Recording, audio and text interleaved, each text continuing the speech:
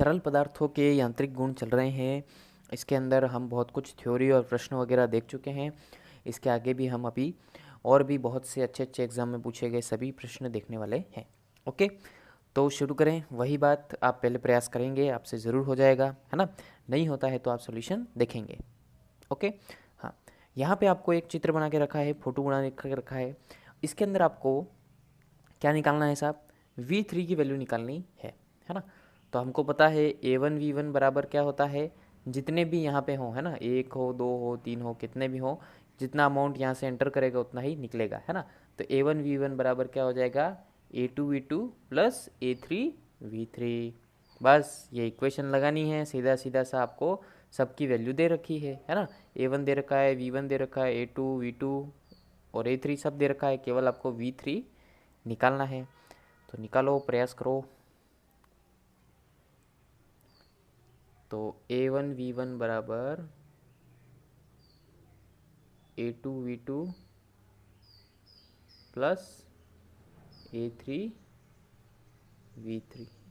Okay, तो रखो सबकी वैल्यू, कितनी कितनी दे रखी है? 4 इंटू 0.2 बराबर 2 इंटू 0.2 प्लस 0.4 इंटू V3, है ना। हमको V3 की वैल्यू निकालनी है। तो अब कितना आ जाएगा ये? 0.8 बराबर 0.4 प्लस 0.4 इंटू V3। तो V3 कितना आ जाएगा? 0.8 में से 0.4 गया, 0.4 बटा 0.4 यानी कि कितना आ गया? 1 मीटर प्रति सेकंड। ओके, ऑप्शन देखो, तो ये आ गया हमारा 1 मीटर प्रति सेकंड सी। इजी है ना। फॉर्मूले वही हैं, वैल्यूज आपको रखनी है, थोड़ा सा कैलकुलेशन करोगे आंसर आ जाएगा। ओके, नेक्स्ट देखो। 20 मीटर ऊंचा बेलनाकार पात्र पूर्णतः जल से भरा हुआ है। पात्र के तल के एकदम समीप दीवार में छिद्र से, है ना, यानी कि पात्र के तल में एकदम समीप कहने का मतलब एकदम लास्ट में बॉटम पे गहराई पे हमने दीवार से एकदम समीप में सट के क्या किया है? एक छेद किया है ना। तो छेद से निकलने वाले द्रव का वेग होगा। तो यहाँ तो एकदम सीधा सा है, आपको हाइट दे रखी है इन्होंने डायरेक्ट, और आपको पूछा क्या है? छेद से निकलने वाले द्रव का वेग पूछा है। निकाल सकते हैं, टोरिसेली प्रमेय पढ़ी थी, फॉर्मूला पढ़ा था, है ना। छेद से निकलने वाले द्रव के वेग का फॉर्मूला, बस वही आपको लगाना है। हो गया होगा आपसे, देखो वेग का फॉर्मूला लगाना है आपको। v बराबर सीधा सीधा √2gh। ओके, तो v बराबर क्या आ जाएगा? √2g कितना होता है? 10, नॉर्मली हम 10 ही लेते हैं, है ना। और h कितना दे रखा है आपको? 20 मीटर, तो इंटू 20 मीटर, तो ये कितना आ जाएगा? 20 इंटू 2 हो गया आपका 40 और 400, है ना। तो और 400 का अंडर रूट कितना हो गया? 20। तो आपका आंसर कितना आ गया? 20 मीटर प्रति सेकंड, यानी कि ऑप्शन नंबर बी, 20 मीटर प्रति सेकंड। क्लियर? इजी है ना। बेसिक से फॉर्मूले आपको थोड़ा ध्यान रखने हैं। जल से भरे पात्र के तली में एक छिद्र है। यहाँ पे भी हमने क्या किया है? जल से भरे एक पात्र में तली में एक छिद्र किया है। तली पर कुल दाब 3 ATM है। तो छिद्र से निकलने वाले जल का वेग क्या होगा? तो यहाँ पे आपको पहले तो आप ट्राई करो, फिर देखो, है ना। चलो अब देखो, जल से भरे पात्र के तली में एक छिद्र है जहाँ पे आपको कुल दाब दे रखा है साहब। कुल दाब में आपके जल का दाब भी आ जाता है और वायुमंडलीय दाब भी आ जाता है ना।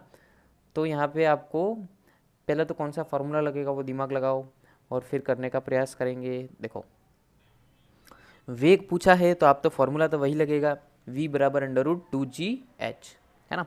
तो v बराबर √2gh, फॉर्मूला तो यही लगेगा। ओके, अब इसके लिए आपको 2 चाहिए, g चाहिए, h चाहिए। तो 2 तो 2 ही है, g का वैल्यू आप 10 रख देंगे, है ना। अब आपको क्या चाहिए? h चाहिए साहब। तो h कैसे निकालेंगे हम? h निकालने के लिए आपने थोड़ा सा दिमाग लगाएंगे। देखो क्या करेंगे, P क्या है? दाब, है ना। अब यहाँ पे दाब कौन सा लेंगे वो देखना है। एक तो आप दाब आपको कुल दाब दे रखा है और हमको क्या चाहिए, केवल जल के द्वारा दाब चाहिए, है ना। तो कुल दाब आपको दे रखा है 3 ATM। ओके, तो सामान्य तौर पर हम वायुमंडलीय दाब कितना लेते हैं, 1 ATM, है ना। तो जो हमारा एक्चुअल जल का जो दाब होगा वो कितना मिलेगा हमको, जो द्रव स्तंभ यानी कि द्रव के कारण जो दाब है, जो भी उस पात्र में भरा है उस द्रव के लिए जो दाब होगा उसमें हमको क्या करना पड़ेगा, ये हमको कुल दाब दिया है ना। तो कुल दाब में से यानी कि 3 में से हमको एक वायुमंडलीय दाब घटाना पड़ेगा, और वायुमंडलीय दाब हम सामान्य तौर पर कितना लेते हैं, 1 ATM, है ना। तो 3 माइनस 1 कितना बच गया, 2 ATM। तो आपके जो द्रव स्तंभ के कारण यानी पानी के कारण वो जो दाब है वो कितना आया, 2 ATM। ओके, अब देखो क्या करेंगे, द्रव स्तंभ के कारण आपका दाब आ गया 2 ATM, यानी कि P डैश बराबर कितना होता है, अब देखो फॉर्मूला क्या होता है दाब का, H रो जी, यही होता है ना, दाब बराबर H रो जी फॉर्मूला, इतना ये तो पढ़ा है ना।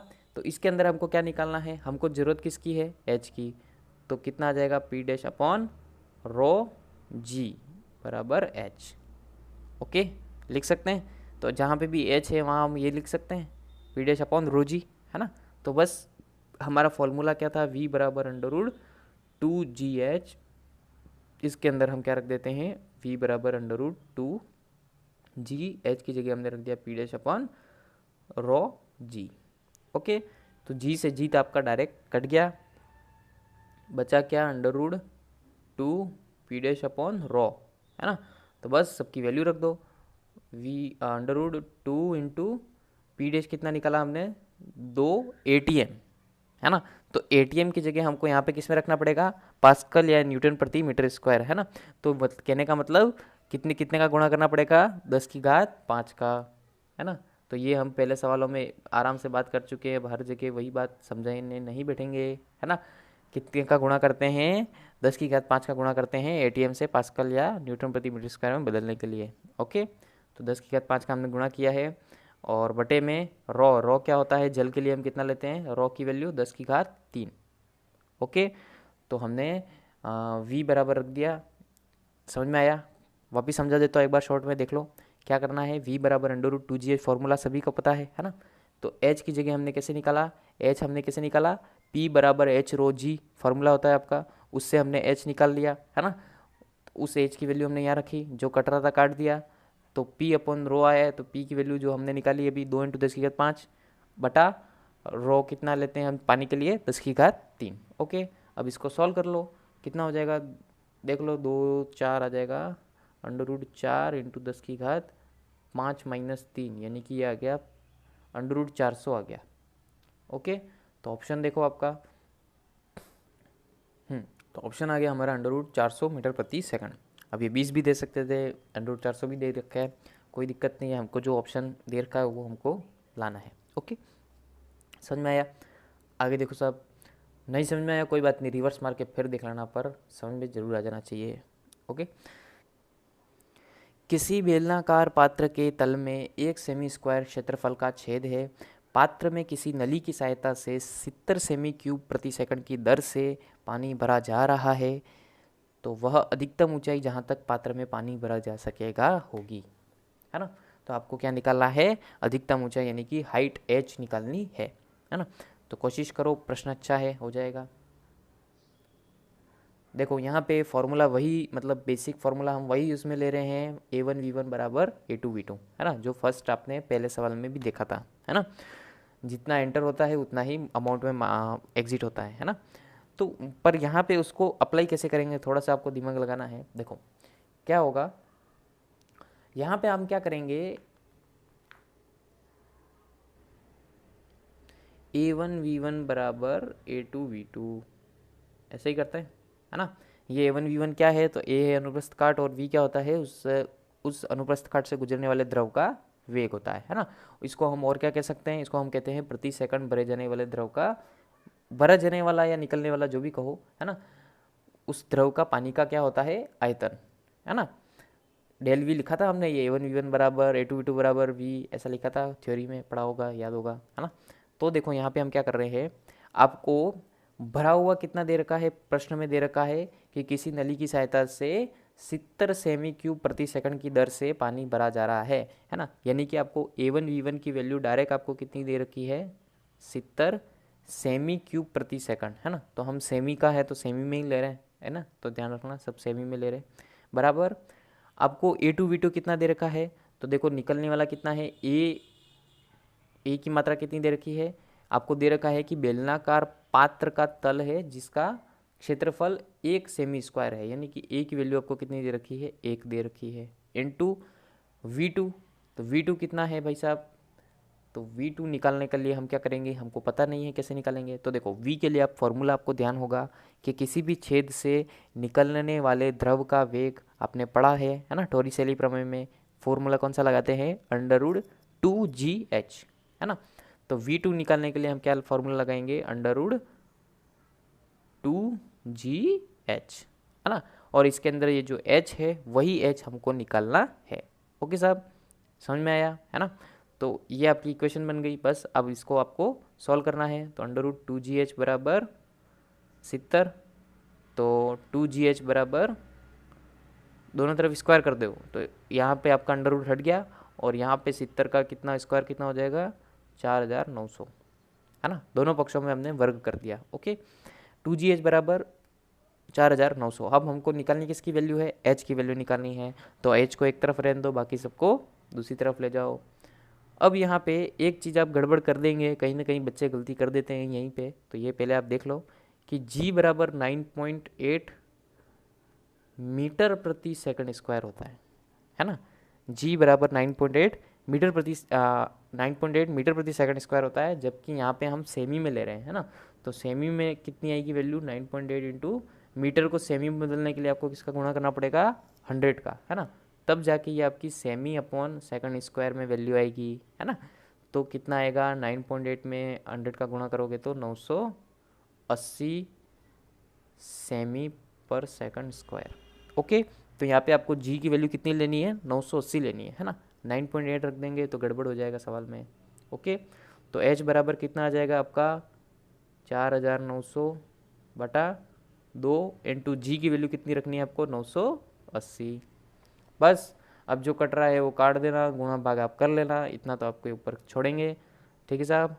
अब गुणा भाग आप कर लेंगे, इसके बाद आपकी H की वैल्यू जो आपको मिलेगी वो कितनी आएगी, 2.5 सेमी, है ना। हम सेमी में ले रहे हैं तो कितना आएगा, सेमी में आंसर आएगा 2.5 सेमी। ओके, तो आंसर आ गया आपका 2.5 सेमी। क्लियर, कोई दिक्कत नहीं। आगे देखो, R त्रिज्या की गोलाकार गेंद ईंटा श्यानता वाले द्रव में वेग v से गिर रही है। गेंद पर कार्यरत मंदक श्यान बल ज्ञात, अच्छा ज्ञात नहीं करना है, क्या करना है, किन किन के समानुपाती होगा और किन किन के व्युत्क्रमानुपाती होगा। ओके साहब, AIEEE का क्वेश्चन बहुत अच्छा, हाँ है, एकदम इजी, आपने गेस जरूर कर लिया होगा, है ना। देखो कुछ नहीं करना है, आपको क्या पूछा है, श्यान बल, है ना। तो श्यान बल का आपने फॉर्मूला पढ़ा था, F बराबर क्या था, 6 पाई ईटा RV पढ़ा था। यानी कि F बराबर क्या होता है, 6 पाई ईटा RV, यानी कि हमको सीधा सीधा देखने को मिल रहा है फॉर्मूले से कि जो F है वो किसके समानुपाती है, R के, और वो जो F है वही किसके समानुपाती है, V के, है ना। यानी कि सीधा सीधा समानुपाती है, व्युत्क्रमानुपाती तो किसी के भी है ही नहीं, है ना।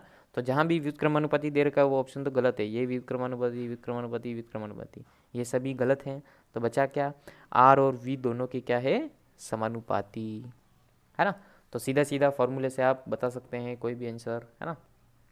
तो बेसिक से फॉर्मूले आपको ध्यान होंगे तो उससे आपका क्वेश्चन भी हो जाएगा, चाहे आपको ऐसे थ्योरी में पूछे तो भी आप करने का प्रयास ज़रूर कर लेंगे और आपसे सही भी होगा, है ना। तो थोड़ा सा कॉन्फिडेंस रखें, अभ्यास करते रहें, बेसिक से फॉर्मूले थोड़े ध्यान रखें। ओके, चलो ठीक है, पढ़ते रहो, मस्त रहो, खुश रहो, धन्यवाद।